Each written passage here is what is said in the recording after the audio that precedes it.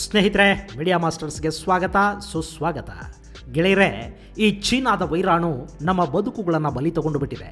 ಒಂದ್ ಕಡೆ ಸರ್ಕಾರ ಘೋಷಣೆ ಮಾಡ್ತಿರೋ ಪ್ಯಾಕೇಜುಗಳು ಪೇಪರ್ಗಳ ಮೇಲೆ ಮಾತ್ರ ಉಳಿತಾ ಇದ್ರೆ, ಮತ್ತೊಂದು ಕಡೆ ವೈದ್ಯಕೀಯ ಸಲಕರಣೆಗಳ ಖರೀದಿಯಲ್ಲಿ ಕೂಡ ಅವ್ಯವಹಾರ ಆಗಿದೆ ಅನ್ನೋ ಆರೋಪಗಳು ಕೇಳಿ ಬರ್ತಾ ಇವೆ.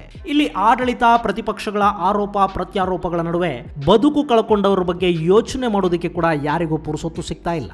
ಇಂಥ ಸಂದರ್ಭದಲ್ಲಿ ಉತ್ತರ ಕರ್ನಾಟಕದಲ್ಲಿ ಸದ್ದಿಲ್ಲದೆ ಒಂದು ಅದ್ಭುತ ನಡೀತಾ ಇದೆ.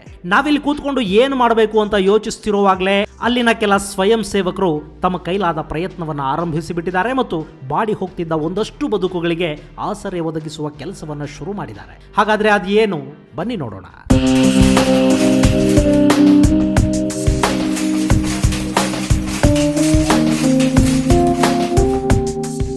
ಸ್ನೇಹಿತರೆ, ನೀವಿಲ್ಲಿ ನೋಡ್ತಾ ಇದ್ದೀರಲ್ಲ, ಈ ಮಗ್ಗಗಳು ಕೆಲವೇ ದಿನಗಳ ಹಿಂದೆ ಇವು ನಿಂತು ಧೂಳು ಹಿಡಿಯೋದಕ್ಕೆ ಶುರು ಮಾಡಿದ್ವು. ನಾಳೆ ಹೇಗೆ ಅನ್ನೋದು ಗೊತ್ತಾಗದ ನೇಕಾರರ ಕುಟುಂಬ ಮನೆಯಲ್ಲಿ ಧಾನ್ಯ ಇನ್ನೆಷ್ಟು ಉಳಿದಿದೆ ಅನ್ನೋದನ್ನ ಲೆಕ್ಕ ಹಾಕೋದಕ್ಕೆ ಶುರು ಮಾಡಿತ್ತು. ಲಾಕ್ಡೌನ್ ಅವರ ಬದುಕುಗಳನ್ನು ಕಸ್ಕೊಂಡಿತ್ತು. ತಯಾರಾದ ನೂರಾರು ಸೀರೆಗಳು ಮಗ್ಗದ ಪಕ್ಕದಲ್ಲಿ ಅನಾಥವಾಗಿ ಮಲಗಿದ್ವು. ಅವುಗಳನ್ನ ಖರೀದಿ ಮಾಡೋದಕ್ಕೆ ಜನ ಇರಲಿಲ್ಲ. ಅವು ಮಾರಾಟವಾಗದೆ ಅವರ ಹೊಟ್ಟೆ ತುಂಬುವ ಸ್ಥಿತಿಯಲ್ಲೂ ಇರಲಿಲ್ಲ. ನಿಮಗೆ ಗೊತ್ತಿರಲಿ, ನಮ್ಮ ಮೈ ಮುಚ್ಚೋದಕ್ಕೆ ಬಟ್ಟೆಗಳನ್ನ ಸಿದ್ಧಪಡಿಸುವ, ನಮ್ಮ ಹೆಣ್ಣು ಮಕ್ಕಳ ಅಲಂಕಾರಕ್ಕೆ ಬಣ್ಣ ಬಣ್ಣದ ಸೀರೆಗಳನ್ನ, ಅದಕ್ಕೆ ಜರ್ತಾರಿ ಅಂಚುಗಳನ್ನ, ಸೆರಗಿನ ಮೇಲೆ ಸುಂದರ ಚಿತ್ರಗಳನ್ನ ಮೂಡಿಸುವ ನಮ್ಮ ನೇಕಾರ ಬಂಧುಗಳ ಬದುಕು ಆ ಸೀರೆಗಳಷ್ಟು ಅಂದವಾಗೂ ಇರೋದಿಲ್ಲ, ಚಂದವೂ ಅಲ್ಲ. ಪ್ರತಿನಿತ್ಯ ಸೀರೆಗಳನ್ನ ನೇಯುವವನ ಮಗ್ಗ ಒಂದು ದಿನ ನಿಂತ್ರೆ ಅವನ ಬದುಕಿನ ಹಗ್ಗುವೆ ಕಳ್ಚಿಕೊಂಡು ಬಿಡುತ್ತೆ. ಇವ್ರು ಯಾರು ಶ್ರೀಮಂತರಲ್ಲ. ನೇಕಾರರ ಕುಟುಂಬಗಳ ಪೈಕಿ ಬಹಳಷ್ಟು ಜನ ಒಂದು ಸೀರೆಗೆ ಇಷ್ಟು ಅಂತ ಕೂಲಿ ಪಡೆದು ನೇಯ್ಗೆ ಮಾಡ್ತಾರೆ.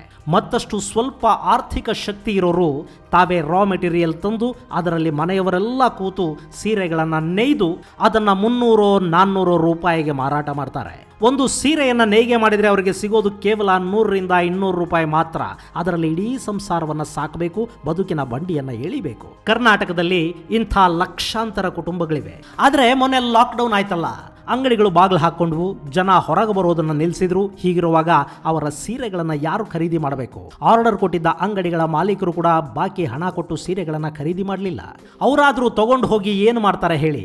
ಅವತ್ತಿನ ಕೂಲಿ ಅವತ್ತು ದುಡಿತಾ ಇದ್ದ ಸಾವಿರಾರು ನೇಕಾರರ ಮನೆಗಳಲ್ಲಿ ನೀರವ ಮೌನ ಆವರಿಸಿಬಿಡ್ತು.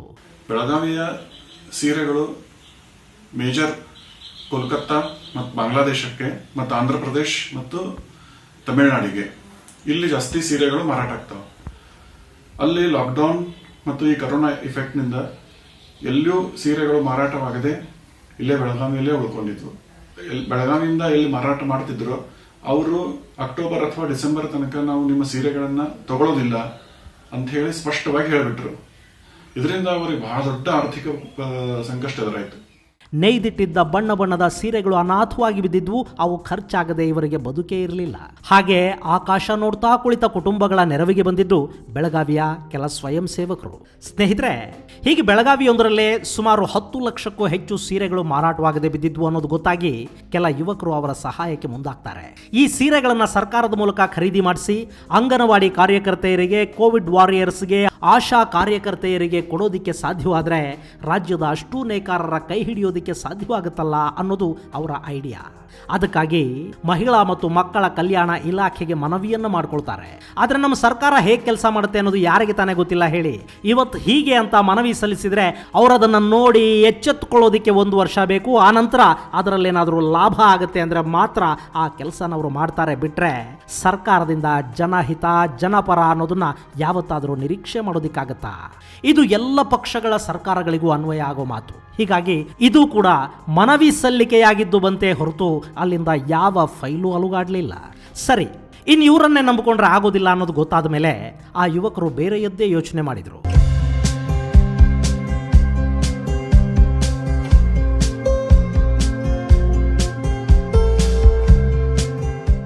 ಬೆಳಗಾವಿಯ ಛತ್ರವೊಂದರ ಮಾಲೀಕರ ಜೊತೆ ಮಾತಾಡಿ ಅದನ್ನು ಪಡ್ಕೊಂಡ್ರು. ಅಲ್ಲಿ ನೇಕಾರರ ಸೀರೆಗಳ ಮಾರಾಟವನ್ನು ಶುರು ಮಾಡಿಸಿದ್ರು. ಅಷ್ಟೇ ಅಲ್ಲ, ಜಿಲ್ಲೆ ಸೇರಿದ ಹಾಗೆ ಉತ್ತರ ಕರ್ನಾಟಕದ ಬೇರೆ ಬೇರೆ ಊರುಗಳಲ್ಲಿನ ಮಹಿಳಾ ಸಂಘಟನೆಗಳು, ಸ್ವಯಂ ಸೇವಾ ಸಂಘಟನೆಗಳು, ಕಾರ್ಖಾನೆಗಳ ಮಾಲೀಕರು, ಶ್ರೀಮಂತರು, ಹೀಗೆ ಯಾರೆಲ್ಲ ಸಹಾಯ ಮಾಡಬಹುದು ಅವರೆಲ್ಲರನ್ನ ಮಾತಾಡಿಸಿದ್ರು. ಅವ್ರ ಮೂಲಕ ಸೀರೆಗಳನ್ನು ಖರೀದಿ ಮಾಡಿಸೋದಕ್ಕೆ ಮುಂದಾದರು. ಪರಿಣಾಮ, ಇವತ್ತಲ್ಲಿನ ನೇಕಾರರ ಮುಖದಲ್ಲಿ ನಗು ಮೂಡಿದೆ. ಲಕ್ಷಾಂತರ ಸೀರೆಗಳು ಮಾರಾಟ ಆಗ್ತಾ ಇವೆ. ಅಷ್ಟೇ ಅಲ್ಲ, ನಿಂತು ಹೋಗಿದ್ದ ಅವರ ಮಗ್ಗಗಳಿಗೆ ಈಗ ಮತ್ತೆ ಜೀವ ಬಂದಿದೆ. ಆ ಮಗ್ಗಗಳಲ್ಲಿ ಬಣ್ಣ ಬಣ್ಣದ ಸೀರೆಗಳು ಸಿದ್ಧವಾಗ್ತಾ ಇವೆ. ಲಾಕ್ಡೌನ್ದಿಂದಲೇ ನಮಗೆ ಸ್ವಲ್ಪ ಭಾಳ ತ್ರಾಸ ಆಗೈತಿ. ಒಂದು ಉದ್ಯೋಗ ಪೂರ್ತಿ ಬಂದೈತಿ. ಸೀರೆನೂ ಹೋಗಲಿಲ್ಲ. ಮುಂದೆ ಮದುವೆ ಸಮಾರಂಭ ಅವು ಎಲ್ಲ ನಿಂತರಿಂದ ಅದು ಅನಿವಾರ್ಯ ಆಗಿಬಿಟ್ಟಿದ್ರಿ. ಹೀಗಾಗಿ ಭಾಳ ತ್ರಾಸ ಆಗೈತೆ ರೀ. ಇನ್ನು ಆ ಸೀರೆಗಳನ್ನು ಸುಂದರವಾಗಿ ಜೋಡಿಸಿಡಬೇಕು, ಅವುಗಳಿಗೆ ಪ್ರೈಸ್ ಟ್ಯಾಗ್ ಹಾಕಬೇಕು, ಪ್ಯಾಕ್ ಮಾಡಬೇಕು, ಗ್ರಾಹಕರ ಕಣ್ಣಿಗೆ ಅವು ಸುಂದರವಾಗಿ ಕಾಣೋ ಹಾಗೆ ಮಾಡಬೇಕು. ಅದೆಲ್ಲವನ್ನ ಬೆಳಗಾವಿಯ ಒಂದಷ್ಟು ಸ್ವಯಂ ಸೇವಕರು ನಿಸ್ವಾರ್ಥವಾಗಿ ಯಾವ ಲಾಭದ ಅಪೇಕ್ಷೆನೂ ಇಲ್ಲದೆ ಮಾಡೋದಕ್ಕೆ ಶುರು ಮಾಡಿದ್ದಾರೆ. ಅವರ ಜೊತೆಗೆ ವಿದೇಶಗಳಿಂದ ಮರಳಿ ಬಂದ ಹುಡುಗರು ಕೂಡ ಈ ಕೆಲಸಕ್ಕೆ ಕೈ ಜೋಡಿಸಿದ್ದಾರೆ. ಇದಿಷ್ಟೇ ಸಾಕಾಗೋದಿಲ್ಲ. ಬೆಳಗಾವಿ ಅಷ್ಟೇ ಅಲ್ಲದೆ ಇಡೀ ಕರ್ನಾಟಕದ ನೇಕಾರರಿಗೆ ಇದರ ಅನುಕೂಲ ಆಗಬೇಕು. ಹಾಗಾಗಬೇಕು ಅಂದರೆ ಬರೀ ಬೆಳಗಾವಿ ಅಥವಾ ಉತ್ತರ ಕರ್ನಾಟಕದಲ್ಲಿ ಮಾತ್ರ ಜನ ಸೀರೆಗಳನ್ನು ಖರೀದಿ ಮಾಡಿದರೆ ಸಾಕಾಗುವುದಿಲ್ಲ. ಭಾರತದ ಹಾಗೂ ವಿದೇಶಗಳಿಗೆ ಕೂಡ ಈ ಸೀರೆಗಳ ಮಾರಾಟವಾಗುವ ಹಾಗಾಗಬೇಕು. ಅದಕ್ಕಾಗಿಯೇ ಒಂದು ವೆಬ್ ಪೋರ್ಟಲ್ ಕೂಡ ಶುರುವಾಗಿದೆ. ಅದರ ಹೆಸರು SevaKart.in. ಅದರ ಲಿಂಕ್ ಅನ್ನ ವಿಡಿಯೋ ಕೆಳಗಿನ ಡಿಸ್ಕ್ರಿಪ್ಷನ್ ಬಾಕ್ಸ್ ಅಲ್ಲಿ ಕೊಟ್ಟಿದ್ದೀನಿ, ನೀವು ಅದನ್ನು ಅಲ್ಲಿ ನೋಡಬಹುದು. ಇದು ನಮ್ಮ ಕರ್ನಾಟಕದ ನೇಕಾರರಿಗಾಗಿಯೇ ತೆರೆಯಲಾದ ಆನ್ಲೈನ್ ಸೀರೆ ಮಾರಾಟದ ಪೋರ್ಟಲ್. ಇದೆಲ್ಲದರ ಪರಿಣಾಮ ಈಗ ಬೆಳಗಾವಿಯ ನೇಕಾರರ ಮುಖದಲ್ಲಿ ಮಂದಹಾಸ ಮೂಡ್ತಾ ಇದೆ. ಇದೇ ಸೇವೆಯನ್ನ ಈಗ ಉತ್ತರ ಕರ್ನಾಟಕದ ಇಳಕಲ್ ಸೇರಿದಂತೆ ನಾನಾ ಭಾಗಗಳಿಗೆ ಕೂಡ ವಿಸ್ತರಿಸುವ ಐಡಿಯಾ ಈ ಹುಡುಗರದ್ದು. ನಿಮಗೆ ಗೊತ್ತಿರಲಿ, ಬೆಳಗಾವಿ ಒಂದರಲ್ಲೇ 1,000ಕ್ಕೂ ಹೆಚ್ಚು ನೇಕಾರ ಕುಟುಂಬಗಳಿವೆ. ಅಲ್ಲಿ 3,500ಕ್ಕೂ ಹೆಚ್ಚು ಮಗ್ಗಗಳು ಕೆಲಸ ಮಾಡುತ್ತವೆ. ಸುಮಾರು 20,000 ಮಂದಿ ನೇಕಾರಿಕೆಯ ಮೇಲೆ ಆಧಾರ ಪಟ್ಟಿದ್ದಾರೆ. ಈಗ ಅವರ ಬದುಕುಗಳಿಗೆ ಒಂದು ನೆಲೆ ಸಿಕ್ಕಂತಾಗಿದೆ. ಇನ್ನು ಮೇಲೆ ಅವರು ಅಂಗಡಿ ಮಾಲೀಕರ ಮರ್ಜಿಗೆ ಒಳಗಾಗಬೇಕಿಲ್ಲ. ಇದು ಲೋಕಲ್ ಸೀರೆಗಳನ್ನ ವೋಕಲ್ ಮಾಡೋ ಪ್ರಯತ್ನ.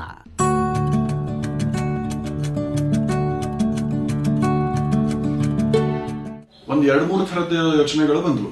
ಅವು ಯಾವಂದ್ರೆ, ಬೆಳಗಾವಿಯ ಶಹಾಪುರ್ ಸೀರೆಗಳನ್ನ ಭಾರತದಾದ್ಯಂತ ನಾವು ಆನ್ಲೈನ್ ಮುಖಾಂತರ ಮಾರಬಹುದೇನು ಅಂತ ಹೇಳಿ ಯೋಚನೆ ಮಾಡಿದ್ರು. ಅದ್ರ ಸಲುವಾಗಿ ಸೇವಾ ಕಾರ್ಟ್ ಅಂತ ಹೇಳಿ ಒಂದು ವೆಬ್ಸೈಟ್ ಅನ್ನು ಲಾಂಚ್ ಮಾಡಿದ್ವಿ 25 ಜೂನಕ್ಕೆ.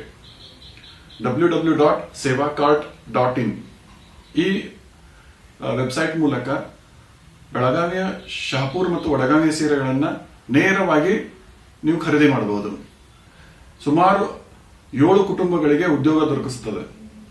ಅದಕ್ಕೆ ಬೆಳಗಾವಿಯ ಸೇವಾ ಭಾರತಿ ಒಂದು ರಿಕ್ವೆಸ್ಟ್ ಮಾಡ್ಕೊಳ್ಳೋದೇನಂತಂದ್ರೆ, ನೀವು ಆನ್ಲೈನ್ ಮುಖಾಂತರ www.sevakart.in ಈ ಮೂಲಕ ಸೀರೆಗಳನ್ನು ಖರೀದಿಸಬೇಕು.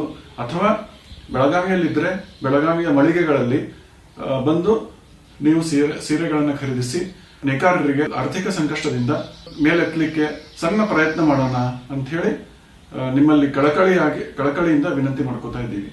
ನಮಸ್ಕಾರ. ಅಂದಹಾಗೆ ಇದೆಲ್ಲದರ ಹಿಂದಿರೋದು ರಾಷ್ಟ್ರೀಯ ಸ್ವಯಂ ಸೇವಕ ಸಂಘದ ಅಂಗಸಂಸ್ಥೆ ಸೇವಾ ಭಾರತಿ.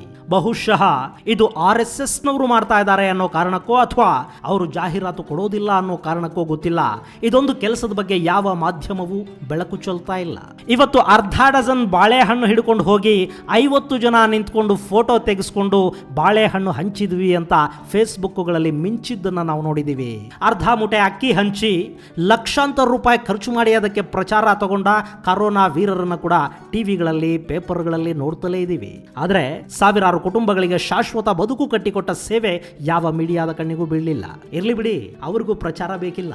ಸದ್ದಿಲ್ಲದೆ ತಮ್ಮ ಪ್ರತಿ ಕೆಲಸವನ್ನ ಸೇವೆ ಅಂತ ಮಾಡ್ಕೊಂಡು ಹೋಗ್ತಿರೋ ಜನ ಅವರು. ಇನ್ನು ಇದು ಬರೀ ನೇಕಾರರ ವಿಷಯದಲ್ಲಿ ಮಾತ್ರವಲ್ಲ, ನಗರಗಳಿಂದ ಹಳ್ಳಿಗಳಿಗೆ ವಾಪಸ್ ಬಂದ ಕೂಲಿ ಕಾರ್ಮಿಕರಿಗೆ ಕೂಡ ಬದುಕನ್ನ ಕಲ್ಪಿಸುವ ಕೆಲಸವೊಂದು ಇಲ್ಲಿ ನಡೀತಾ ಇದೆ. ಅದು ಕೂಡ ಸದ್ದು ಮಾಡ್ತಾ ಇಲ್ಲ, ಸುದ್ದಿ ಆಗ್ತಾ ಇಲ್ಲ. ಉತ್ತರ ಕರ್ನಾಟಕದ ಕಾರ್ಖಾನೆಗಳು, ಕಬ್ಬಿನ ಫ್ಯಾಕ್ಟರಿಗಳಿಗೆ ಕಾರ್ಮಿಕರು ಬೇಕು. ಈಗ ಹಳ್ಳಿಗೆ ವಾಪಸ್ ಬರುವ ವಲಸೆ ಕಾರ್ಮಿಕರಿಗೆ ಆ ಕಾರ್ಖಾನೆಗಳು ಕೆಲಸ ಒದಗಿಸುವಂತೆ ನೋಡಿಕೊಳ್ಳೋ ಪ್ರಯತ್ನ ಶುರುವಾಗಿದೆ. ಆಯಾ ಜಿಲ್ಲೆಯ ಕಾರ್ಮಿಕರಿಗೆ ಅಲ್ಲಲ್ಲೇ ಕೆಲಸ ಕೊಡಿಸೋ ಪ್ರಯತ್ನ ಅದು. ಹಾಗೂ ಮಾಡೋದ್ರಿಂದ ಮುಂದೆ ಗುಳೆ ಹೋಗೋದು ಕೂಡ ತಪ್ಪುತ್ತೆ. ಇನ್ನು ಶಾಲೆಗಳಿಂದ ದೂರವಾಗಿರುವ ಮತ್ತು ಆನ್ಲೈನ್ ಶಿಕ್ಷಣ ಸಿಗದ ಮಕ್ಕಳಿಗೆ ಕೂಡ ಉಚಿತ ಮನೆ ಪಾಠ ಮಾಡುವ ಮತ್ತೊಂದು ಕೆಲಸ ಕೂಡ ಇಲ್ಲಿ ಶುರುವಾಗ್ತಾ ಇದೆ. ಗೆಳೆಯರೆ, ಗ್ರಾಮೀಣ ಭಾಗದಲ್ಲಿ ನಡೀತಿರೋ ಸದ್ದಿಲ್ಲದ ಕ್ರಾಂತಿ ಇದು. ಇಲ್ಲಿ ನನಗೆ ಖುಷಿ ಕೊಡೋ 2 ವಿಷಯಗಳು ಅಂದ್ರೆ, ಒಂದು ಇಂಥ ಕ್ರಾಂತಿ ನಮ್ಮ ಉತ್ತರದ ನಾಡಲ್ಲಿ ಶುರುವಾಗಿದೆ ಅನ್ನೋದು, ಮತ್ತು ಅದರ ಹಿಂದೆ ನೂರಾರು ಜನರ ಶ್ರಮ ಇದೆ, ಹಾಗೂ ಆ ನೂರಾರು ಜನರನ್ನ ಇದರಲ್ಲಿ ತೊಡಗುವಂತೆ ಮಾಡಿದ ಶಕ್ತಿ ನಮ್ಮ ದಕ್ಷಿಣ ಕರ್ನಾಟಕದ್ದು ಅನ್ನೋದು. ಗೆಳೆಯರೆ, ನಾವು ಬರೀ ಆರೋಪ ಪ್ರತ್ಯಾರೋಪಗಳಲ್ಲಿ ತೊಡಗಿಸಿಕೊಂಡು ಸೋಷಿಯಲ್ ಮೀಡಿಯಾಗಳಲ್ಲಿ ಅನಗತ್ಯ ವಿಷಯಗಳ ಬಗ್ಗೆ ವ್ಯರ್ಥ ಕಾಲಯಾಪ ಮಾಡ್ತಾ ಇದ್ರೆ, ಬೆಳಗಾವಿಯ ಸೇವಾ ಭಾರತಿ ಹುಡುಗರು ನಿಜವಾಗ್ಲೂ ಮಾಡಬೇಕಿದ್ದ ಕೆಲಸ ಮಾಡ್ತಿದ್ದಾರೆ. ಅವರ ಪ್ರಯತ್ನಕ್ಕೆ ಯಶಸ್ಸು ಸಿಗಲಿ. ಹಾಗೇನೆ ನೀವು ಕೂಡ ನಮ್ಮ ನೇಕಾರರಿಗಾಗಿ ಅವರು ಮನೆಯಲ್ಲೇ ನೇಯ್ದ ಸೀರೆಗಳನ್ನು ಖರೀದಿಸಿದ್ರೆ ಅದರಿಂದ ಆ ಕುಟುಂಬಗಳಿಗೆ ಸಹಾಯ ಮಾಡಿದ ಹಾಗಾಗುತ್ತೆ. ಅದಕ್ಕಾಗಿ ಡಿಸ್ಕ್ರಿಪ್ಷನ್ ಬಾಕ್ಸ್ ಅಲ್ಲಿ ಆನ್ಲೈನ್ ಪೋರ್ಟಲ್ ಸೇವಾಕಾರ್ಟ್.in ನ ಲಿಂಕ್ ಕೊಡ್ತಾ ಇದ್ದೀನಿ. ನೀವು ಖರೀದಿ ಮಾಡಿ ನಿಮ್ಮ ಗೆಳೆಯರಿಗೆ, ಬಂಧುಗಳಿಗೆ ಕೂಡ ಈ ಲಿಂಕ್ ಅನ್ನು ಕಳುಹಿಸಿಕೊಡಿ. ಆ ಮೂಲಕ ನೇಕಾರ ಬಂಧುಗಳಿಗೆ ಸಹಾಯ ಮಾಡೋದರ ಜೊತೆಗೆ ನಿಮ್ಮ ಒಂದು ಖರೀದಿ ಇಂಥ ಪ್ರಯತ್ನವನ್ನ ಪ್ರತಿ ಜಿಲ್ಲೆಯಲ್ಲಿ, ಪ್ರತಿ ಊರಲ್ಲಿ ಮಾಡೋದಕ್ಕೆ ಸಹಾಯವಾದರೆ ನಮ್ಮ ಕುಶಲ ಕರ್ಮಿಗಳ ಬದುಕು ಹಸನಾಗತ್ತೆ ಅಂತ ಹೇಳ್ತಾ ಈ ಸಂಚಿಕೆಯನ್ನು ಮುಗಿಸ್ತೀನಿ. ಜೈ ಹಿಂದ್, ಜೈ ಕರ್ನಾಟಕ.